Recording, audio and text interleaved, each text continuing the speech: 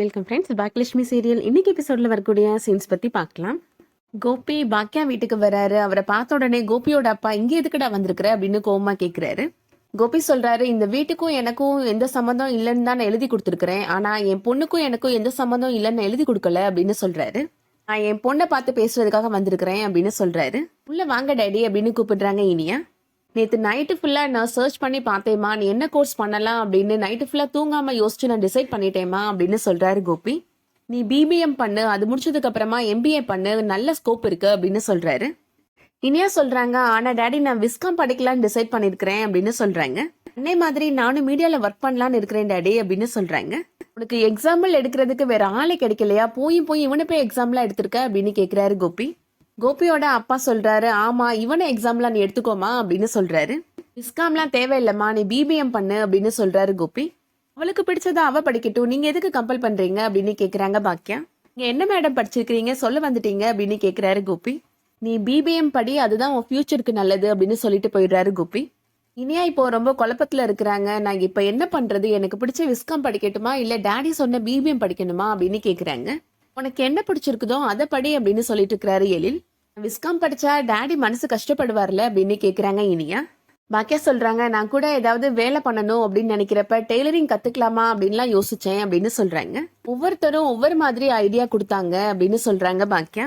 நான் கடைசியில எனக்கு பிடிச்ச சமையல் பிசினஸ் பண்ணதுனாலதான் என்னால இன்னைக்கு சக்சஸ்ஃபுல்லா இருக்க முடியுது இனியா அப்படின்னு சொல்றாங்க. அடுத்தவங்க சொல்றாங்க அப்படின்றதுக்காக நீ யோசிக்காத இனியா, உனக்கு மனசுக்கு எது பிடிச்சிருக்கோ அதை நீ பண்ணி இனியா அப்படின்னு சொல்றாங்க பாக்கியா. இனியாவுமே இப்ப யோசிச்சு பாக்குறாங்க, நான் விஸ்காமே படிக்கலாம் டிசைட் பண்ணிட்டேன் அப்படின்னு சொல்றாங்க. நல்ல டிசிஷன் எடுத்திருக்கிற அப்படின்னு எழில் பாராட்டுறாரு. கூட அவர் சொன்ன உடனே நீ மாறிடுவியோன்னு நினைச்சேன் அப்படின்னு சொல்றாரு எழில். அடுத்ததான் கேன்டீன்ல நடக்கிறத காமிக்கிறாங்க. பாக்கியா செல்விட்ட சொல்றாங்க, ஏன் அப்பா இன்னைக்கு வீட்டுக்கு வந்திருந்தாரு செல்வி அப்படின்னு சொல்றாங்க. ஏங்கா மறுபடியும் ஏதாவது சண்டை போட்டாரா அப்படின்னு கேக்குறாங்க செல்வி.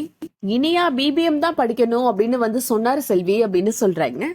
அவளுக்கு பிடிச்சத படிக்கட்டும் அப்படின்னு நான் சொன்னா நீங்க என்ன மேடம் படிச்சிருக்கீங்க அப்படின்னு என்கிட்டயே கேள்வி கேட்கிறாரு அப்படின்னு சொல்றாங்க. நான் மட்டமா பேசுறதுல சாருக்கு என்னதான் சந்தோஷம் கிடைக்குமோ தெரியலக்கா அப்படின்னு சொல்றாங்க செல்வி. நீ வேணா ஒண்ணு பண்ணுக்கா, இனியா பாப்பா கூட சேர்ந்து நீயும் காலேஜ் போய் படிக்கா அப்படின்னு சொல்றாங்க. நீயும் காலேஜ் படிப்பு 4-5 படிப்பு படிச்சிருக்கா, அதுக்கப்புறம் சார் உன்னை குத்த சொல்ல முடியாதுல்ல அப்படின்னு சொல்றாங்க செல்வி. அம்மா பொண்ணு ஒரே காலேஜ்ல போய் படிச்சா நல்லா தான் இருக்கும் அப்படின்னு சொல்றாங்க பாக்கியா. காலேஜ் போய் படிச்சா பாய் ஃப்ரெண்ட் எல்லாம் கிடைப்பாங்க அப்படின்னு சொல்றாங்க செல்வி. இனியாவுக்கு படிப்பு தான் முக்கியம், அதை பத்திலாம் அவ யோசிக்க கூட மாட்டா அப்படின்னு சொல்றாங்க பாக்கியா. நான் இனியா பாப்பா பத்தி பேசலக்கா, உனக்கு பாய் ஃப்ரெண்ட் கிடைக்கும்ல அதை பத்தி சொல்றேன் அப்படின்னு சொல்றாங்க செல்வி. தேவையில்லாதெல்லாம் பேசாம வேலை போய் பாரு செல்வி அப்படின்னு சொல்லிடுறாங்க பாக்கியா. அடுத்ததா இப்போ பாக்கியா வீட்டுல நடக்கிறத காமிக்கிறாங்க. எழில் இப்போ காலேஜ்ல இருந்து ஃபார்ம் வாங்கிட்டு வந்திருக்கிறாரு. விஸ்காம் படிக்கணும் டிசைட் பண்ண உடனே நான் காலேஜில் போய் ஃபார்ம் வாங்கிட்டேன் அப்படின்னு சொல்றாரு எழில். உன் மார்க்க சொன்ன உடனே காலேஜில் சேர சொல்லிட்டாங்க அப்படின்னு சொல்றாரு எழில். அம்மா இவ நல்ல மார்க் வாங்கியிருக்கிறா, இவ அங்க படிச்ச அந்த காலேஜுக்கு தானே பெருமை அப்படின்னு தாத்தா சொல்றாரு. செல்லியன் இப்போ ஃபார்ம் ஃபில் பண்ணிட்டு இருக்கிறாரு. பிடிச்ச படிப்பு, உனக்கு பிடிச்ச காலேஜில் போய் சேர போற, நீ சந்தோஷமா இரு அப்படின்னு சொல்லிட்டு இருக்கிறாரு எழில். காலேஜ் போறப்ப அம்மாவோட பைக்ல தான் போவேன் அப்படின்னு சொல்லிட்டு இருக்கிறாங்க இனியா. பைக்கை கொடுத்துட்டேன்னா நான் என்ன பண்ணுவேன் அப்படின்னு பாக்கியா கேட்டுட்டு இருக்கிறாங்க. இப்ப எனக்கு புது பைக் வாங்கிக்கலாம் அப்படின்னு சொல்லிட்டு இருக்கிறாங்க இனியா.